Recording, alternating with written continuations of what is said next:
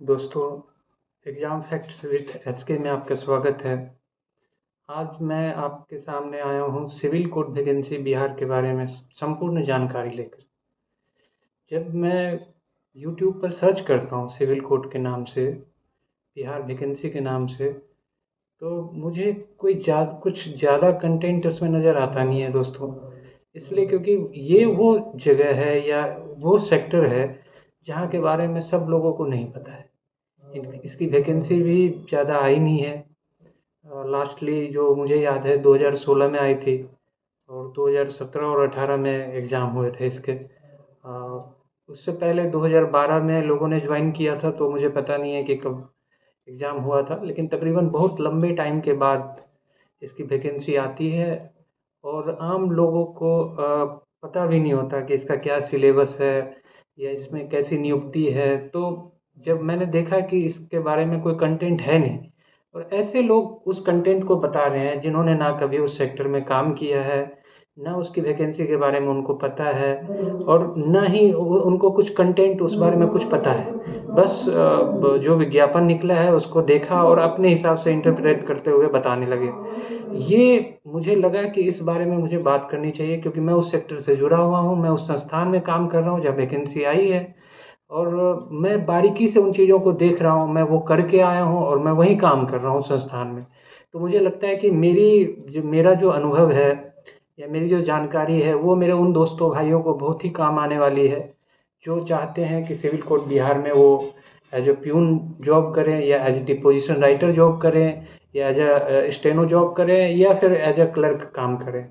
तो इन सभी पोस्टों के लिए मैं एग्ज़ाम फैक्ट्स के इस पहले क्लास में मैं आपको विश्वास दिलाना चाहता हूँ कि मैं जो जानकारी और जो भी मैं प्रोसेस बताऊँगा कि आपको कैसे आना है, अगर इस संस्थान में आके काम करना है तो उसके लिए क्या चीज़ें करनी चाहिए, क्या पढ़ना ज़रूरी है या वर्क प्रोफाइल कैसा है, ये भी आपके लिए जान लेना पहले ज़रूरी है कि आप जिस संस्थान में जाने वाले हैं वहाँ का वर्क प्रोफाइल क्या है, वहाँ पे आपको क्या जॉब सुविधाएं क्या हैं, ताकि आप अपने से विश्लेषण करके, अगर आप मान लीजिए आप बिहार से बाहर कहीं जॉब कर रहे हैं, अब आपके लिए ये सुनहरा अवसर है कि आप अपने घर के पास आके काम करेंगे। लेकिन अगर आप किसी अच्छे जॉब में हैं और चाहते हैं कि हम यहाँ आके काम करें, तो आपको एक तुलनात्मक दृष्टिकोण से यह भी देखना ज़रूरी है कि जब आप इस अपने घर के पास तो आ रहे हैं, ठीक है, लेकिन यहाँ आकर जिस संस्थान के साथ जिस जगह आप काम करना चाह रहे हैं, वहाँ की सुविधाएँ उस तुलनात्मक दृष्टिकोण से बेहतर है या आपके लिए आगामी ज़िंदगी के लिए बेहतर है, भविष्य के लिए बेहतर है या फिर आगे आप कुछ और तैयारी करना चाहते हैं, तो उसके लिए संस्थान में रह के आपको मौका मिलता है या नहीं मिलता है। तो इन सारी बातों को बारीकी से बताने के लिए मैं आपके साथ हूँ और मैं व्हाट्सएप ग्रुप भी बना दूँगा जिसमें जो लोग जुड़ना चाहते हैं जुड़ते रहेंगे।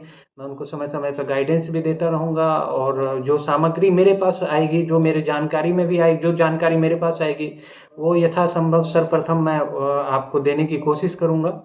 तो सबसे पहले ये मैं बता देना चाहता हूँ कि सिविल कोड बिहार में 4 अलग-अलग कोटियों में वैकेंसी आई है।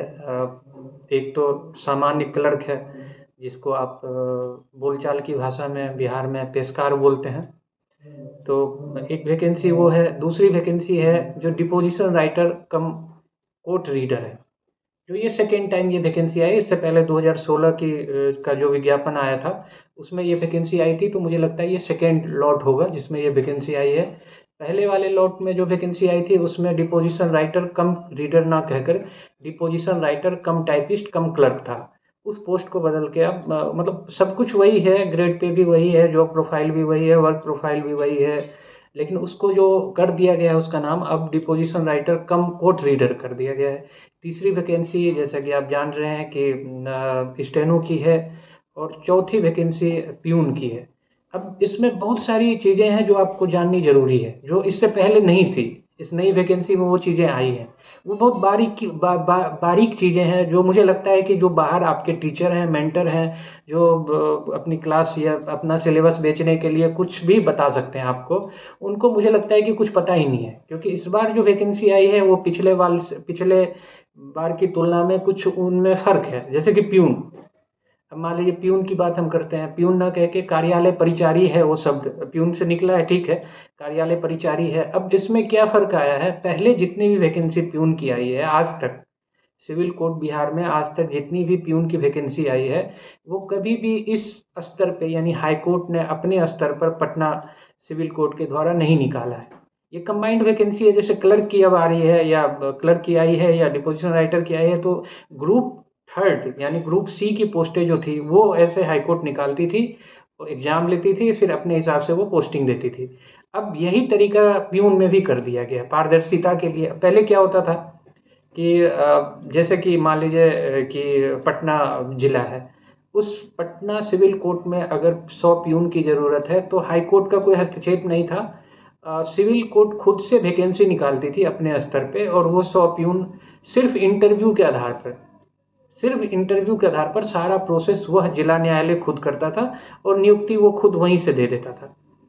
हाई कोर्ट के संज्ञान में आती थी चीज़ें, बस वो एक फॉर्मल होता था कि वहाँ आपका जो मेरिट लिस्ट है वो भेजा जाता था और वो अप्रूव होते ही आपको दे दिया जाता था। सारी प्रोसेस जिला स्तर पे होती थी। ऐसे ही चाहे वो मधेपुरा हो, कटिहार हो, समस्तीपुर हो, बेगूसराय हो, कहीं के भी जिला न्यायालय हैं, वो खुद जितनी वैकेंसी उनके पास होती थी वो खुद से वो निकालते थे और खुद ही प्रोसेस कर लिया करते थे। तो पारदर्शिता की काफ़ी कमी होती थी। सिर्फ इंटरव्यू के आधार पर होना था, जिला स्तर पर होना था, तो काफ़ी लोगों में भाई भतीजावाद भी था, पैसा भी था। ये मैं कोई आरोप नहीं लगा रहा हूँ, मैं एक सामान्यतः बात कर रहा हूँ कि किसी भी जगह किसी भी वैकेंसी में जब बड़े ही निम्न स्तर पर अगर प्रक्रिया होती है तो उसमें तो आपको भी पता है कि भाई भतीजावाद या पैसा या कुछ भी जो भी है, आप समझ ही रहे हैं। मैं खुलकर बात नहीं करना चाहता हूँ, किसी संस्थान के खिलाफ बात करना अच्छा भी नहीं है और मैं संस्थान के खिलाफ बात भी नहीं कर रहा हूँ, मैं सिर्फ एक सामान्य प्रक्रिया की बात कर रहा हूँ। अब क्या है कि उसमें आपके नियुक्ति की संभावना न्यून होती। मैं क्लियर बात कर रहा हूँ कि अगर आप उसमें प्यून में भरते तो सिर्फ आप भरते, आपके सिलेक्शन होने की जो प्रक्रिया थी वो बहुत ही न्यून होती, बहुत ही कम उम्मीद थी। मगर इसी ट्रांसपेरेंसी के लिए अब हाई कोर्ट ने क्या किया है कि जितनी भी वैकेंसी बिहार स्तर पर थी प्यून की, उन्होंने उसको मर्ज करके खुद से निकाला है और एक रिटर्न प्रक्रिया शुरू किया जो 85 नंबर का होगा।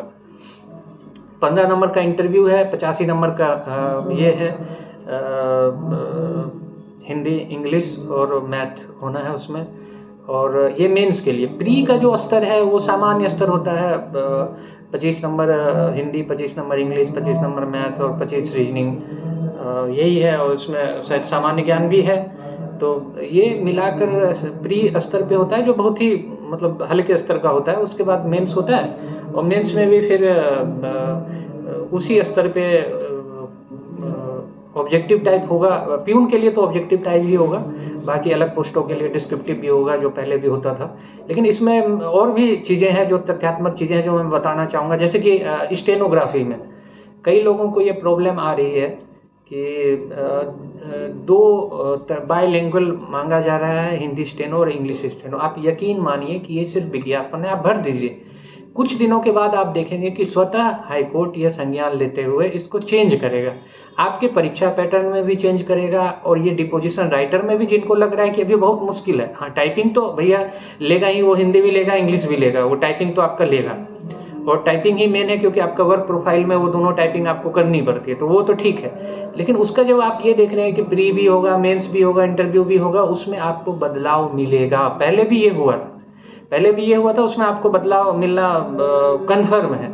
अभी उन्होंने पुराने पैटर्न के आधार पर निकाल दिया है, पहले भी यही हुआ था। जब उनको कैंडिडेट नहीं मिलेंगे, फॉर्म ज़्यादा नहीं आएगा, तो वो स्वतः इसको चेंज करेंगे। और जो आप देख रहे हैं कि वो सिर्फ हिंदी डिपोजिशन राइटर के लिए बात बता रहा हूँ मैं, अभी जो मैं बात बता रहा हूँ डिपोजिशन राइटर के लिए है, तो वो आप ये देखेंगे कि वो जो रिटर्न की प्रक्रिया है वो सिर्फ हिंदी और इंग्लिश के ऑब्जेक्टिव तक आ जाएगा और उसी दिन आपको टाइपिंग भी लिया जाएगा। ये मुझे पूर्ण विश्वास है। ये इसलिए क्योंकि पहले भी यही हुआ था और उसमें बच्चे नहीं आए थे और उनको चेंज करना पड़ा था। और यहाँ तक कि जब फाइनल सिलेक्शन हुआ था तो तकरीबन 425 लोग आए थे और 850 के करीब वैकेंसी थी और खाली रह गई थी।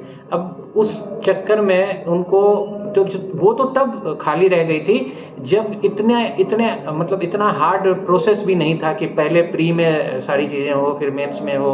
उसमें तो सिर्फ हिंदी 25 नंबर का हिंदी और 25 नंबर का हिंदी और 25 नंबर की का इंग्लिश पूछा गया था, ऑब्जेक्टिव था, और उसमें बच्चे नहीं आ पाए। टाइपिंग की वजह से नहीं आ पाए, जो भी है उसमें नहीं आ पाए। अगर टोटल जितनी सीटें थी उतने बच्चे नहीं आ पाए, तो आप अंदाज़ा लगा सकते हैं कि इस कठिन प्रोसेस के जरिए कितने बच्चे आ पाएंगे। तो ये आप यकीन मानिए कि वो खुद ब खुद वो चेंज हो जाएगा। और फिर अब क्लर्क की बात आती है, हाँ वहाँ कंपटीशन है। जो क्लर्क ग्रेड में है वहाँ कंपटीशन है, क्योंकि वहाँ सब भर सकते हैं और सब एलिजिबल होते हैं, सब सामान्य प्रक्रिया होती है, तो उसमें आपको मिलेगा कंपटीशन। मुझे लगता है कि 2016 के मुकाबले इस बार बहुत ज़्यादा कंपटीशन होगा। तो उसमें तो आपको फाइट करना है, उसमें जो भी प्रक्रिया है, प्री मेंस इंटरव्यू सब उसी तरीके से फॉलो होगा, और उसमें कंपटीशन है और रहेगा। तो उसके लिए आपको अच्छे से तैयारी करनी पड़ेगी। लेकिन इन बातों को मैं अभी और भी अगले वीडियो में मैं बताऊंगा, बारीकी से बताऊंगा, और एक एक करके बताऊंगा कि किस में कितनी सीटें आ सकती है और क्या वर्क प्रोफाइल है, सब बताऊंगा। आज के लिए मैं सिर्फ इतना ही रहने देता हूँ। एक इंट्रोडक्टरी वीडियो है ये, क्योंकि मैं भी पहली बार आप लोगों से मिल रहा हूँ और चीज़ों के बारे में बता रहा हूँ। यकीन मानिए अगले वीडियो में मैं आपको जो बताऊंगा वो काफ़ी यूजफुल होगी आपकी जानकारी के लिए, आपकी तैयारी के दृष्टिकोण से, आपके विचार के दृष्टिकोण से कि ये जॉब मुझे क्यों करनी चाहिए, क्यों नहीं करनी चाहिए, ये सारे दृष्टिकोण से। तो बस इस वीडियो में इतना ही रखते हैं, अगली वीडियो में फिर मिलेंगे। Thank you.